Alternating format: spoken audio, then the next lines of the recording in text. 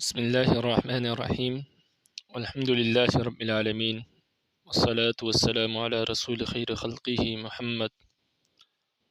وعلی آلہ وصحبہ اجمعین سبحانک لا علم لنا الا ما علمتنا انک انت العلیم الحکیم ربی زدنی علما ربی زدنی علما ربی زدنی علما ربی شرح لی صدری ویسر لی امری واحلل عقدة من لسانی یفقہ قولی فإن تزوجها على 1000 فقبضتها ووهبتها له ثم طلقها قبل الدخول بها رجع عليها ب500 إلى آخره۔ اس مسئلے کو سمجھنے سے پہلے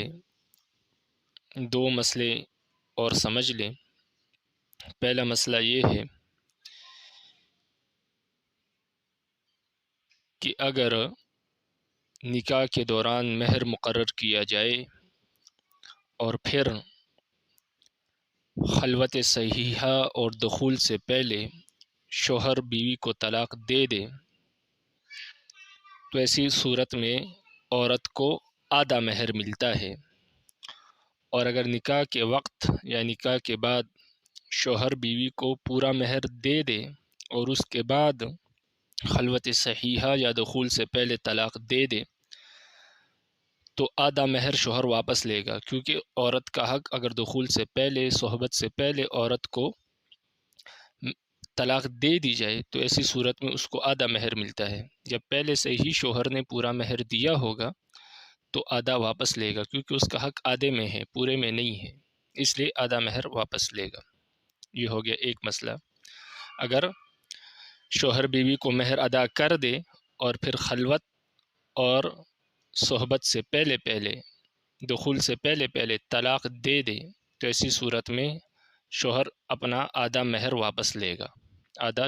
بیوی کے پاس رہ جائے گا، آدھا واپس لے گا۔ بیوی کو پورا مہر تب ملتا ہے جب خلوت ہو جائے یا دخول ہو جائے، یہ دو صورتیں ہیں۔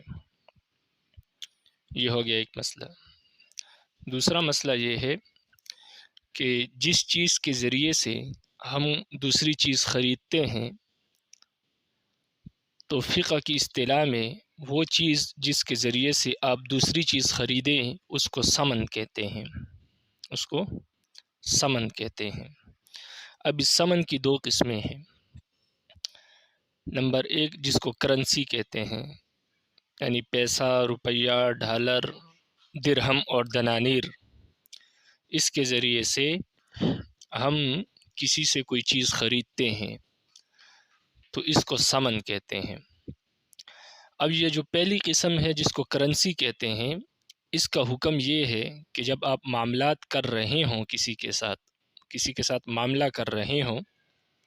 کوئی چیز خرید رہے ہوں، تو یہ کرنسی متعین کرنے سے متعین نہیں ہوتی۔ مثال کے طور پر آپ نے دکاندار کو کہا، آپ کے ہاتھ میں 5000 کا نوٹ ہے، آپ نے دکاندار کو کہا کہ اس کا مجھے آٹا دے دیں، اس نوٹ کے بدلے میں مجھے آٹا دے دیں۔ اب اس دکاندار نے آٹا دیا آپ کو، لیکن آپ نے وہ جو نوٹ آپ کے ہاتھ میں تھا آپ نے وہ نہیں دیا، آپ نے جیب سے 5000 روپے اور نکال کر اس کو دیے۔ تو اب وہ دکاندار یہ نہیں کہہ سکتا کہ آپ نے تو میرے ساتھ معاملہ اس نوٹ پر کیا تھا جو آپ کے ہاتھ میں ہے، لہٰذا مجھے یہی دو گے، تو ایسا نہیں کہہ سکتا۔ نہ وہ آپ پر عدالت میں دعویٰ کر سکتا ہے، اور نہ اگر وہ کسی تیسرے آدمی کو کہے گا کہ مجھے یہی نوٹ چاہیے تو وہ بھی اسے کہے گا کہ آپ کے اس نوٹ میں کوئی حق نہیں ہے، آپ کو 5000 روپے چاہیے اور وہ آپ کو مل رہے ہیں۔ اس لیے کہ یہ جو کرنسی ہے یہ متعین کرنے سے متعین نہیں ہوتی۔ آپ بے شک کہہ دیں کہ یہ والا نوٹ دوں گا، لیکن آپ کے ذمے یہ والا نوٹ ضروری نہیں ہے۔ اسی طرح مثال کے طور پر آپ نے یہ آٹا لے لیا، آپ گھر گئے، آپ کو پسند نہیں آیا، آپ نے واپس آ کر دکاندار سے کہا اس کو واپس کر دو، یعنی وہ بیع جو میں نے کی تھی وہ فسخ کر دے، ختم کر دے۔ تو اب دکاندار آپ کو 5000 روپے دیتا ہے۔ اب آپ یہ نہیں کہہ سکتے کہ جو نوٹ میں نے دیا تھا وہی مجھے واپس کرو، اس لیے کہ یہ چیزیں جو کرنسی ہے یہ متعین کرنے سے متعینہ نہیں ہوتی۔ جو آپ نے دیا تھا وہ الگ تھا، اور جو دکاندار دے رہا ہے یہ الگ پیسے ہیں، یہ آپ کے پیسے نہیں ہیں لیکن آپ کو اپنی رقم آپ کو ملے گی بس۔ کرنسی میں یہ چیز ہے، یہ متعین کرنے سے متعین نہیں ہوتی۔ ثمن کی دوسری قسم ہے کہ آپ کسی سامان کے ذریعے سے، کسی چیز کے ذریعے سے کوئی دوسری چیز خریدے، تو جس چیز کے ذریعے آپ خرید رہے ہیں یہ بھی ثمن ہے، لیکن یہ کرنسی نہیں ہے۔ مثال کے طور پر آپ کے ہاتھ میں ایک موبائل ہے، آپ نے دکاندار کو کہا کہ اس موبائل کے ذریعے مجھے آٹا دے دے، یعنی اس موبائل کے بدلے میں آپ مجھے آٹا دے دے، تو یہ موبائل جو ہے یہ ثمن ہوا، اور وہ آٹا جو ہے وہ مبیع ہو گیا۔ لیکن ثمن کی یہ جو قسم ہے یہ متعین کرنے سے متعین ہو جاتی ہے۔ اب اگر آپ کو دکاندار آٹا دے دے اور آپ جیب سے دوسرا موبائل نکال کر اس کو دے کہ یہ لو یہ موبائل، تو یہ جائز نہیں ہے۔ وہ آپ سے دعویٰ کرے گا کہ مجھے جو موبائل آپ نے دکھایا تھا مجھے وہی دو، اس لیے کہ جو چیزیں ہوتی ہے اس میں قیمت میں اتار چڑھاؤ ہوتا ہے، کمی بیشی ہوتی ہے، ایک موبائل مہنگا ہوگا دوسرا سستا ہوگا، لیکن پیسوں اور نوٹ میں یہ چیز نہیں ہوتی۔ اسی طرح آپ دکاندار کے پاس کوئی بکری لے گئے، آپ نے کہا اس بکری کے بدلے میں مجھے سامان دے دے، اس نے آپ کو سامان دیا، آپ کہتے ہیں کہ نہیں گھر میں دوسری بکری ہے میں لا کر وہ آپ کو دیتا ہوں، تو وہ کبھی بھی اس پر راضی نہیں ہوگا اور یہ بے جائز نہیں ہوگی، اس لیے کہ یہ جو دوسری قسم ہے ثمن کی، جو سامان کو آپ ثمن بناتے ہیں، جب آپ سامان کو ثمن بناتے ہیں تو یہ سامان متعین کرنے سے متعین ہو جاتا ہے۔ اسی طرح آپ جب وہ سامان واپس کریں گے یا جو آٹا آپ واپس کریں گے تو دکاندار بھی اس بات کا پابند ہوگا کہ جو موبائل اس نے آپ سے لیا ہے وہی آپ کو واپس کرے، جو بکری آپ سے لی ہے وہی آپ کو واپس کرے، کوئی دوسری آپ کو واپس نہیں کر سکتا۔ تو اس سے معلوم ہوا کہ جو چیز ثمن بنتی ہے اس کی دو قسمیں ہیں، ایک ہے کرنسی جو متعین کرنے سے متعین نہیں ہوتی، اور دوسرا ہے سامان جو متعین کرنے سے متعین ہو جاتا ہے۔ اب آ جائے آپ مسئلے کی طرف۔ اسی طرح جو مہر ہوتا ہے، نکاح میں مہر، وہ بھی دو چیزیں بنیں گی، یا تو شوہر بیوی کو کرنسی دے گا، پیسے دے گا، جو پیسے دے گا مہر میں تو وہ متعین کرنے سے متعین نہیں ہوں گے، وہ جون سے نوٹ بھی دے تو متعین کرنے سے متعین نہیں ہوں گے۔ دوسری، اگر بیوی کو شوہر سامان دے تو متعین کرنے سے متعین ہو جائے گا، یعنی وہ اس کو کہے کہ میں آپ کو مہر میں موبائل دوں گا، سونا دوں گا یا فلاں چیز دوں گا، تو وہ متعین کرنے سے متعین ہو جائے گی۔ اب آپ مسئلے کی طرف آ جائیں۔ فرماتے ہیں کہ اگر کسی عورت نے کسی مرد سے شادی کی 1000 روپے کے بدلے میں، یعنی 1000 درہم کے بدلے میں یا 1000 دینار کے بدلے میں، یعنی 1000 درہم اور دنانیر یا 1000 روپے آپ لے لیں، 1000 روپے کو انہوں نے مہر بنایا اور شادی کر لی، پھر یہ ہوا یعنی نکاح کر لیا، رخصتی نہیں ہوئی، نکاح کرنے کے بعد شوہر نے وہ پیسے بیوی کے حوالے بھی کر دیے، جو مہر کی رقم تھی 1000 روپے وہ بیوی کو دے دیے، بیوی نے وہ پیسے اٹھا کر شوہر کو واپس دے دیے، شوہر کو واپس دے دیے۔ پھر یہ ہوا کہ رخصتی سے پہلے پہلے، دخول اور خلوت صحیحہ سے پہلے پہلے شوہر نے بیوی کو طلاق دے دی، تو اب جو ہے شوہر بیوی سے 500 روپے مزید لے گا، 500 روپے مزید لے گا،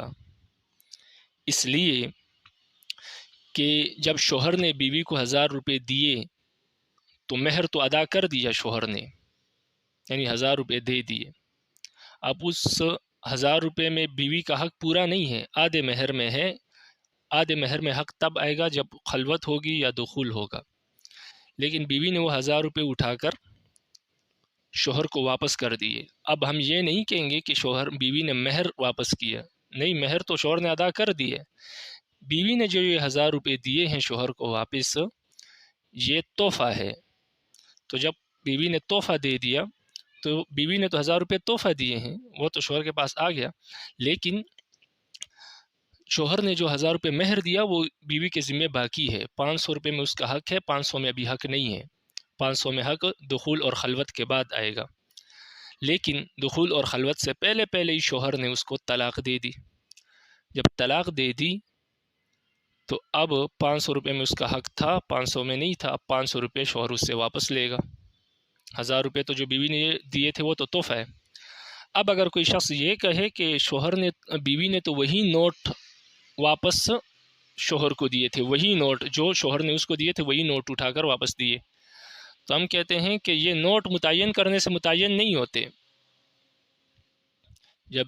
شوہر نے دے دیے تو وہ ایک الگ حیثیت سے دیے تھے، اب ہم یہ نہیں کہیں گے کہ چونکہ یہ وہی نوٹ ہے تو لہٰذا یہ مہر ہے، نہیں، نوٹ کی کوئی حیثیت نہیں ہوتی، وہ متعین کرنے سے متعین نہیں ہوتے، جب شوہر نے دیے تھے تو وہ مہر تھا، جب بیوی نے دیے تو وہ تحفہ ہے، بے شک وہی نوٹ ہو، کیونکہ نوٹ متعین کرنے سے متعین نہیں ہوتے، وہی دیے ہو یا کوئی دوسرے دیے ہوں، تو بہرحال دونوں صورتوں میں وہ تحفہ ہوگا، مہر نہیں ہوگا، اور شوہر جو ہے وہ بیوی سے 500 روپے واپس لے گا، اس لیے کہ یہ درہم اور دنانیر یعنی کرنسی جو ہے یہ عقود میں، معاملات میں اور فسوخ میں، معاملات کی میں نے آپ کو مثال دی، کوئی چیز آپ خرید رہے ہیں اس کو عقد کہتے ہیں، آپ نے خرید لیا، اور کوئی چیز آپ واپس کر رہے ہیں اس کو فسخ کہتے ہیں، تو اس میں یہ متعین نہیں ہوتے کہ آپ کو وہی نوٹ واپس کرے یا وہی نوٹ آپ دکاندار کو دے جو آپ نے دکھایا تھا، تو اس لیے یہ متعین نہیں ہوتے، تو شوہر نے جو 1000 روپے دیے بے شک بیوی وہی نوٹ واپس کر دے، لیکن اس کو مہر نہیں کہیں گے، کیونکہ یہ متعین ہوتا ہی نہیں ہے کہ آپ کہیں کہ یہ مہر ہے، یہ مہر کے لیے متعین ہو گیا، نہیں جی، یہ نوٹ مہر کے لیے متعین ہوتا ہی نہیں ہے، بے شک وہ آپ کو دکھائے یا آپ کو دے دے کہ یہ والا نوٹ میں نے آپ کو دیے، تو متعین نہیں ہوتا کہ یہ مہر ہی ہے، وہ متعین نہیں ہوتا، اس کو آپ دوسری حیثیت سے بھی استعمال کر سکتے ہیں۔ اسی طرح جب مہر کوئی مکیلی یا موزونی چیز ہو، مکیلی یا موزونی یعنی کوئی موبائل ہو، کوئی بکری کا بچہ ہو، کوئی گندم ہو، وہ مہر میں دیا، لیکن چونکہ یہ چیزیں متعین کرنے سے متعین ہو جاتی ہے، اس لیے شوہر نے بیوی کو وہ چیز دی نہیں، اشارہ نہیں کیا کہ یہ چیز دوں گا، اشارہ نہیں کیا، بلکہ نکاح کے وقت اس نے کہا کہ میں آپ کو 10 من گندم مہر میں دوں گا، یا آپ کو موبائل دوں گا مہر میں، اس نے اپنے ذمے میں لے لیا، اب متعین نہیں ہے موبائل کیونکہ اس نے دکھایا نہیں ہے، پھر اس نے بیوی کو کہا کہ فلاں جگہ آپ کا موبائل ہے، آپ اپنے وکیل کے ذریعے سے وہ لے لیں، بیوی نے وکیل بھیجا اپنا،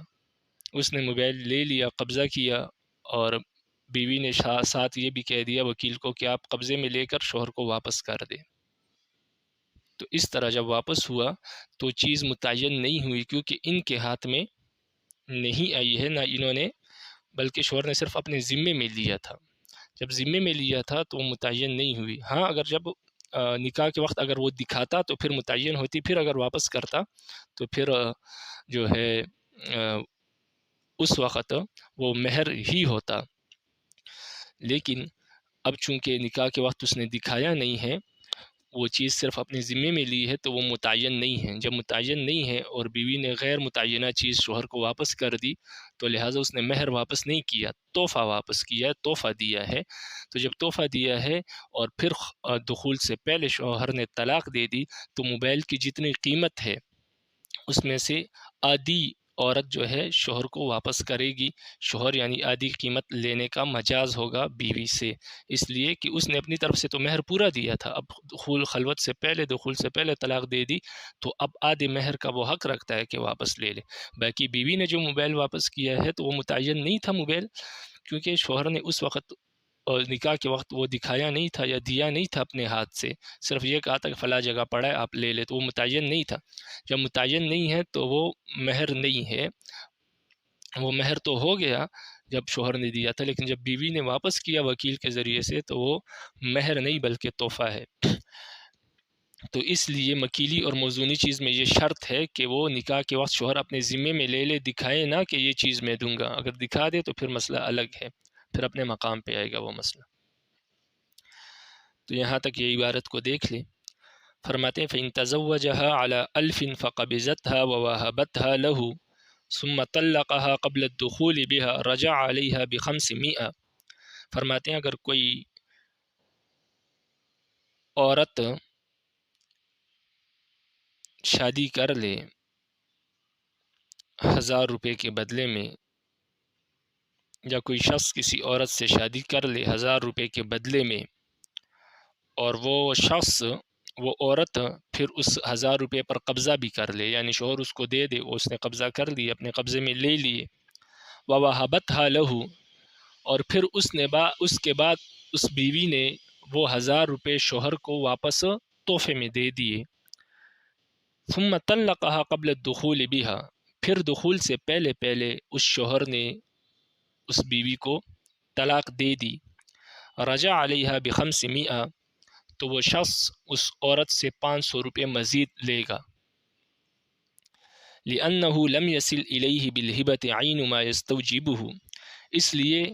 کہ شوہر کو ہبہ کے ذریعے سے، تحفے کے ذریعے سے وہی چیز نہیں ملی جو اس نے دی تھی. یعنی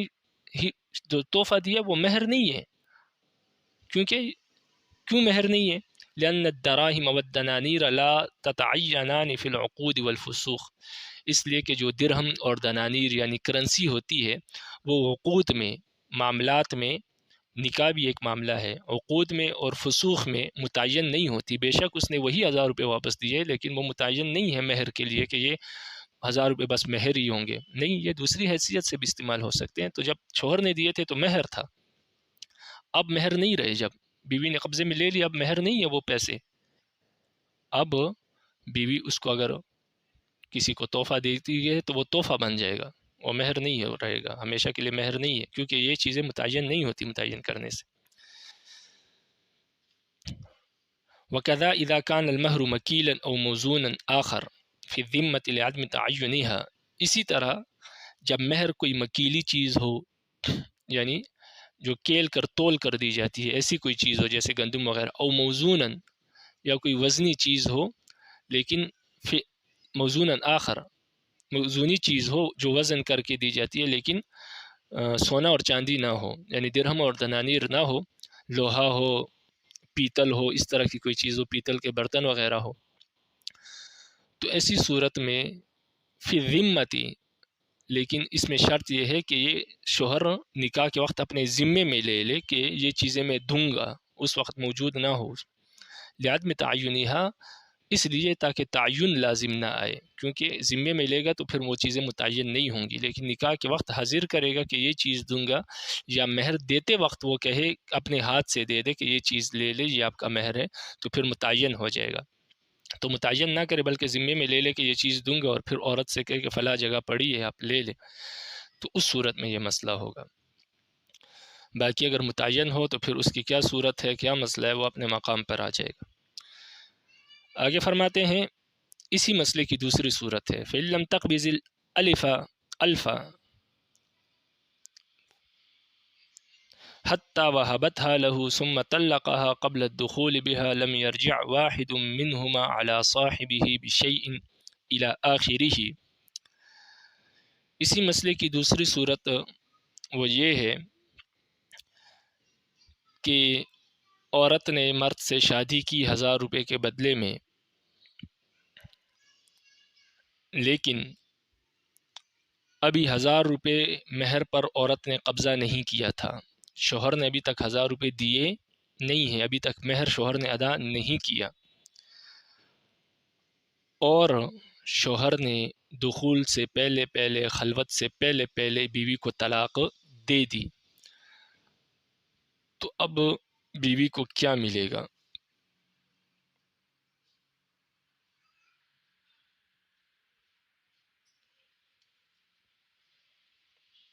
تو فرماتے ہیں کہ کوئی بھی کسی دوسرے پر کسی چیز کا رجوع نہیں کر سکتا. مسئلہ دوبارہ سن لیں. عورت نے ایک مرد سے شادی کی 1000 روپے کے بدلے میں، ابھی تک عورت نے مہر پر قبضہ نہیں کیا تھا، یعنی شوہر نے ابھی تک مہر دیا نہیں تھا، لیکن عورت نے کیا کیا کہ شوہر کو کہا کہ جو 1000 روپے مہر ہے وہ میں آپ کو ہبہ کرتی ہوں، تحفے میں دیتی ہوں، معاف کرتی ہوں، وہ معاف ہے، آپ مجھے نہ دیں۔ پھر اس کے بعد یہ ہوا کہ شوہر نے دخول سے پہلے خلوت سے پہلے عورت کو طلاق دے دی۔ تو اب مسئلہ یہ ہے کہ نہ بیوی شوہر سے کچھ مانگ سکتی ہے، اس لیے کہ اس نے تو اپنا حق معاف کر دیا، اور نہ شوہر بیوی سے 500 روپے مانگ سکتا ہے، اس لیے کہ اس نے ابھی تک دیے ہی نہیں تھے۔ تو جب دیے نہیں تھے تو اس میں اس کا حق ثابت ہی نہیں ہوا تھا۔ فرماتے ہیں کہ قیاس کا تقاضا یہ ہے کہ شوہر جو ہے 500 روپے مہر میں رجوع کرے، 500 روپے مہر میں رجوع کرے۔ تو قیاس کا تقاضا یہ ہے کہ جب عورت نے مہر معاف کر دیا تو شوہر جو ہے وہ 500 روپے میں رجوع کرے، یعنی 500 روپے بیوی سے لے لے، اور یہی قول امام ظفر رحمہ اللہ کا بھی ہے۔ وجہ کیا ہے؟ وجہ وہی ہے جو پیچھے مسئلے میں گزر چکی ہے کہ جب عورت نے شوہر کو مہر معاف کیا، اس کو بری کر دیا مہر دینے سے، تو گویا شوہر کی طرف سے بیوی کو پورے کا پورا مہر مل چکا ہے شرعی طور پر۔ جب شرعی طور پر پورے کا پورا مہر عورت کو مل چکا ہے، کیونکہ اس نے معاف کر دیا، جب اس نے معاف کر دیا تو شرعی طور پر اس کو 1000 روپے مل گئے ہیں، اگرچہ شوہر نے دیے نہیں ہیں لیکن شرعی طور پر مل گئے۔ جب مل گئے ہیں، اس کے بعد جب شوہر اس کو طلاق دیتا ہے دخول سے پہلے تو گویا 1000 روپے اس کو مل گئے تھے مہر کے، اب اس میں سے 500 روپے کا اس کے ہیں اور 500 میں اس کا حق نہیں ہے۔ تو جب دخول سے پہلے طلاق ہو گئی تو اس نے 1000 معاف کروائے تھے، یعنی 1000 تحفے میں شوہر کو دیے تھے، اگرچہ دیے نہیں حقیقتاً لیکن شرعی طور پر گویا کہ دے دیے تھے۔ تو جب 1000 روپے اس نے تحفے میں واپس کر دیے اور شوہر کی طرف سے بیوی کو 1000 روپے مہر پہنچ گیا تھا، جب اس نے اپنے آپ کو شوہر کو بری کیا، جب بری کیا تو گویا شوہر کی طرف سے 1000 روپے مہر پہنچ گیا۔ جب 1000 روپے مہر پہنچ گیا اور پھر شوہر نے اس کو دخول سے پہلے طلاق دے دی تو اس 1000 روپے میں 500 اس کے ہیں، 500 شوہر کے ہیں، تو لہٰذا شوہر واپس رجوع کرے گا اس پر، اگرچہ حقیقتاً نہیں تھی لیکن شرعی طور پر جب اس نے بری کیا تو گویا شوہر کی طرف سے پہنچ گئے۔ جب پہنچ گئے ہیں اور پھر طلاق دخول سے پہلے ہو گئی تو لہٰذا 500 روپے میں شوہر حقدار ہے، وہ واپس رجوع کرے گا۔ تو یہ تھا قیاس اور امام ظفر رحمہ اللہ کے قول کی دلیل کہ 500 روپے میں شوہر واپس رجوع کیوں کرے گا، شوہر بیوی سے 500 روپے کیوں لے گا واپس، تو اس کی یہ دلیل تھی امام ظفر کے قول کی اور قیاس کی۔ اب وجہ استحسان، جو استحسان ہے یہ قیاس سے مضبوط دلیل ہوتی ہے، تو ہمارے حضرات استحسان پر عمل کرتے ہوئے کہتے ہیں کہ جب قبضے سے پہلے بیوی نے واپس کر دیے تھے، ہبہ کر دیا تھا، تحفہ دے دیا تھا، اور پھر دخول سے پہلے طلاق ہوئی تو پھر کوئی بھی کسی چیز پر رجوع نہیں کرے گا، نہ بیوی شوہر سے کچھ مانگ سکتی ہے نہ شوہر بیوی سے کچھ مانگ سکتا ہے۔ تو یہ استحسان ہے، اور اس کی دلیل کیا ہے؟ تو دلیل اس کی یہ ہے کہ جب دخول سے پہلے اور قبضہ کرنے سے پہلے بیوی نے شوہر کو بری کر دیا مہر سے بری کر دیا، پورے مہر سے بری کر دیا، یعنی پورے کے پورے 1000 روپے معاف کر دیے۔ جب پورے کے پورے 1000 روپے معاف کر دیے تو گویا بیوی کی طرف سے شوہر کو اس کے 500 روپے بھی پہنچ گئے، اور جس 500 روپے میں بیوی کا حق تھا وہ بھی اس کو پہنچ گئے، اور یہ مہر اس کو پہنچائے۔ ہم اس کو تحفہ نہیں کہہ سکتے، اس لیے کہ تحفہ تو تب ہوتا کہ جب شوہر کچھ دیتا اور بیوی اس کو واپس کرتی۔ یہ تو بیوی نے باقاعدہ کہا ہے کہ میں نے مہر معاف کی ہے آپ کو جو آپ کے ذمے ہے، تو لہٰذا وہی چیز کا عین مہر بیوی نے معاف کیا ہے اور عین مہر اس کو پہنچ گیا ہے، اور جب پورے کا پورا بیوی نے معاف کر دیا تو اپنا حصہ بھی معاف کیا اور جو شوہر کا حصہ تھا وہ بھی معاف کر دیا۔ تو جب پورے کا پورا معاف کر دیا، اور یہ تحفہ نہیں کہہ سکتے اس کو، اس لیے کہ شوہر کو پورے کا پورا مہر پہنچا ہے، کیونکہ کوئی چیز لی نہ شوہر نے دی ہے اور نہ بیوی نے دی ہے، بلکہ جو مہر ذمے میں تھا شوہر کے وہ بیوی نے بس معاف کیا ہے، تو لہٰذا اس کو وہ مہر پورے کا پورا پہنچ گیا ہے۔ تو لہٰذا اب جب ہم کہتے ہیں کہ نہ بیوی نے تحفہ دیا اور نہ شوہر کی طرف سے مہر ادا ہوا ہے، بلکہ بیوی نے شوہر کے ذمے جو مہر تھا وہ معاف کر دیا ہے، تو جب وہ معاف کر دیا ہے تو لہٰذا معاملہ ہی ختم ہو گیا۔ جو 500 روپے شوہر کا حق بنتے وہ تو پہلے سے اس کے ذمے سے ساقط ہو گئے، اور باقی 500 روپے جو شوہر نے بیوی کو دینے تھے طلاق کے بعد وہ بیوی کے معاف کرنے سے معاف ہو گئے۔ تو لہٰذا کوئی کسی کو نہ کچھ لے گا اور نہ کسی سے کچھ مانگے گا، بیوی نہ شوہر سے مانگ سکتی ہے اور نہ شوہر بیوی سے مانگ سکتا ہے، بس لہٰذا طلاق ہو گئی، معاملہ ختم ہو جائے گا۔ تو یہ استحسان کی دلیل ہے۔ اب عبارت کو دیکھیں، فَإِن لَمْ تَقْبِضْ الْأَلْفَ، اگر 1000 روپے پر بیوی قبضہ نہ کرے، یعنی نکاح کے بعد 1000 روپے مہر پر قبضہ نہیں کیا ہے ابھی، حتیٰ وَهَبَتْهَا لَهُ، یہاں تک کہ اس نے اپنا مہر جو ہے وہ شوہر کو ہبہ کر دیا، تحفے میں دے دیا، یعنی معاف کر دیا، ابھی تک شوہر نے دیا ہی نہیں تھا،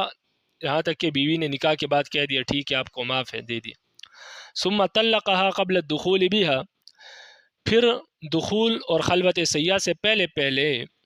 شوہر نے بیوی کو طلاق دے دی۔ لم یرجع واحد منہما علی صاحبہ بشیء، تو ان دونوں میں سے کوئی بھی کسی دوسرے پر کسی چیز کا دعویٰ نہیں کر سکتا، رجوع نہیں کر سکتا، مانگ نہیں سکتا، ہر ایک کو اپنا اپنا حق پہنچ گئے۔ وفی القیاس یرجع علیہا بنصف الصداق وہو قول الظفر، اور قیاس کا تقاضا یہ ہے کہ شوہر بیوی پر آدھے مہر میں رجوع کرے، یعنی 500 روپے شوہر بیوی سے مانگے، اور یہی امام ظفر کا قول ہے، لأنه سلم المہر له بالابراء فلا تبرأ اما يستحقه بالطلاق قبل الدخول۔ ان کی دلیل یہ ہے، قیاس کی اور امام ظفر کی دلیل یہ ہے کہ معاف کرنے کے ساتھ گویا شوہر کی طرف سے پورا مہر بیوی کے حوالے ہو گیا، یعنی شوہر کو پورا مہر مل گیا۔ فلا تبرأ، تو یہ تو تحفہ ہے نا، شوہر کی طرف سے بیوی کو پورا مل گیا معاف کرنے کے ساتھ۔ فلا تبرأ عما يستحقه بالطلاق قبل الدخول، لہٰذا عورت اس چیز سے بری نہیں ہوگی جس کا شوہر مستحق بنا ہے طلاق قبل الدخول کی وجہ سے۔ طلاق قبل الدخول کی وجہ سے شوہر نصف مہر کا مستحق بنا ہے، تو اس سے تو عورت بری نہیں ہو سکتی۔ باقی عورت نے جو معاف کیا ہے اس کو تو وہ امام ظفر اور قیاس کہتے ہیں کہ وہ مہر نہیں ہے بلکہ وہ تحفہ ہے، کیونکہ بیوی نے اس کو معاف کیا تو گویا اس کو تحفہ مل گیا ہے، وہ اس کی طرف سے تحفہ ہے جو اس تک پہنچ گیا ہے بیوی کی طرف سے۔ تو ان کی دلیل وہی پہلی والی مسئلے کی دلیل ہے۔ وجہ الاستحسان، استحسان کی وجہ یہ ہے انہ وصل الیہ عین ما یستحق بالطلاق قبل الدخول، استحسان کی وجہ یہ ہے کہ شوہر کو بعین ہی وہی چیز مل گئی ہے جس کا وہ مستحق بنا ہے طلاق قبل الدخول کی وجہ سے، اور وہ ہے نصف مہر۔ اور وہ اس کو کیسے مل گیا ہے؟ وہ ایسے مل گیا کہ وہ براءۃ ذمت عن نصف المہر، کہ شوہر نے اس کو نصف مہر، بیوی نے اس کو نصف مہر سے بری کر دیا تھا۔ جب بری کر دیا تھا تو گویا اس کو وہ نصف مہر بیوی کی طرف سے مل گیا ہے، باقی اس نے کچھ دیا نہیں ہے یا بیوی نے کچھ اس کو دیا نہیں ہے کہ ہم کہیں کہ یہ تحفہ ہے، بلکہ جب جو ذمے میں مہر تھا اس سے جب بیوی نے بری کر دیا تو اس کو اپنا حق بھی پہنچ گیا، اور بیوی کا جو حق تھا وہ بھی اس نے معاف کر دیا، بری کر دیا اس۔ بہرحال خلاصہ یہ ہے کہ استحسان کی وجہ یہ ہے کہ شوہر کو بعین ہی وہ چیز پہنچ گئی جس کا وہ طلاق قبل دخول کی وجہ سے مستحق بنتا ہے، اور وہ ہے نصف مہر۔ نصف مہر سے بری ہونا، اور بیوی نے اس کو پورے مہر سے بری کر دی ہے۔ جب پورے مہر سے بری کر دی ہے تو جو نصف میں اس کا حق بنتا تھا کہ اس سے وہ بری ہو، تو اس سے بدرجہ اولا بری ہو گیا۔ جب پورے سے بری ہو گیا تو نصف سے بھی بری ہو گیا۔ باقی اس نے بیوی کو کچھ دیا نہیں ہے کہ ہم کہیں کہ بیوی کی طرف سے یہ اس کو تحفہ ہو گیا جب بیوی نے معاف کیا۔ تو بہرحال کتاب والے نے جس طریقے سے سمجھایا ہے اس طریقے سے سمجھنا آپ کے لیے مشکل ہو، تو اس لیے میں نے آپ کو آسان طریقے سے سمجھایا کہ شوہر کے ذمے جو مہر بنتا تھا بیوی نے وہ معاف کر دیا ہے، کوئی تحفہ شوفہ نہیں ملا اس کو، اپنا حق بھی معاف کر دیا اور شوہر کا حق بھی معاف کر دیا ہے۔ تو جب معاف کر دیا ہے تو طلاق قبل دخول کی وجہ سے جو ذمے پر بنتا تھا شوہر کے وہ چیز اب اس کو دینی نہیں پڑے گی، وگرنہ اس کو آدھا مہر دینا پڑتا۔ تو یہ استحسان کا تقاضا ہے۔ ولا يبالي باختلاف السبب عند حصول المقصود، یہاں سے ایک سوال کا جواب دے رہے ہیں۔ اشکال اور سوال یہ ہے کہ مرد کو اس کا حق پہنچ گیا ہے، یعنی وہ بری ہو گیا ہے، اس کو 500 روپے جو اس کا حق بنتا تھا وہ اس کو پہنچ گیا ہے، لیکن یہ بیوی نے دیا نہیں ہے اس کو، یہ تو بری کرنے کے طور پر اس کو پہنچا ہے، تو اس لیے یہ الگ سبب سے اس کو یہ حق پہنچا، لہٰذا اس کو ہم حق نہیں مانیں گے، بلکہ بیوی 500 روپے دے گی تاکہ ہم یہ کہہ سکیں کہ یہ 500 روپے بیوی نے لوٹائے ہیں۔ تو فرماتے ہیں کہ مقصود حاصل ہونا چاہیے کہ شوہر کو اس کا حق ملنا چاہیے جو 500 روپے ہے، اس سے وہ بری ہونا چاہیے۔ عورت نے تو اپنے معاف کر دیے، باقی جو 500 روپے ہیں وہ شوہر کا حق ہے، اس سے وہ بری ہونا چاہیے، وہ اس کو پہنچنے چاہیے۔ اب وہ جس سبب سے اس کو پہنچے، چاہے عورت کے بری کرنے سے اس کو پہنچے یا عورت اس کو دے، جس طریقے سے پہنچے تو اس سے کوئی فرق نہیں پڑتا۔ بات یہ ہے کہ 500 روپے جو شوہر کا حق بنتا تھا وہ اس کو پہنچ جانے چاہیے، اس سے وہ بری ہونا چاہیے، اور وہ بری ہے، بے شک وہ شوہر بیوی کے بری کرنے سے بری ہو گیا ہے، وہ حق اس کو پہنچ گیا ہے، یا اگر وہ بیوی کو دیتا اور بیوی پھر واپس کرتی اس طریقے سے اس کو پہنچتا، تو دونوں طریقے سے پہنچتا، تو اس سے کوئی فرق نہیں پڑتا۔ بات یہ ہے کہ جو جس کا حق ہے اس کو وہ حق پہنچنا چاہیے۔ اب حق چاہے بری کرنے کے طریقے سے پہنچے یا بیوی اس کو واپس کرتی اگر وہ دیتا اس طریقے سے پہنچتا، تو بہرحال سبب کے اختلاف سے مقصود میں کوئی فرق نہیں آتا۔ بات یہ ہے کہ مقصود حاصل ہونا چاہیے، جو مقصد ہے وہ حاصل ہونا چاہیے چاہے جو بھی سبب ہو۔ تو اس لیے امام صاحب ہدایت فرماتے ولا یبالی باختلاف السبب عند حصول المقصود، مقصود کے حاصل ہونے کے وقت سبب کے اختلاف کی پرواہ نہیں کی جاتی، سبب بے شک مختلف ہو لیکن مقصد حاصل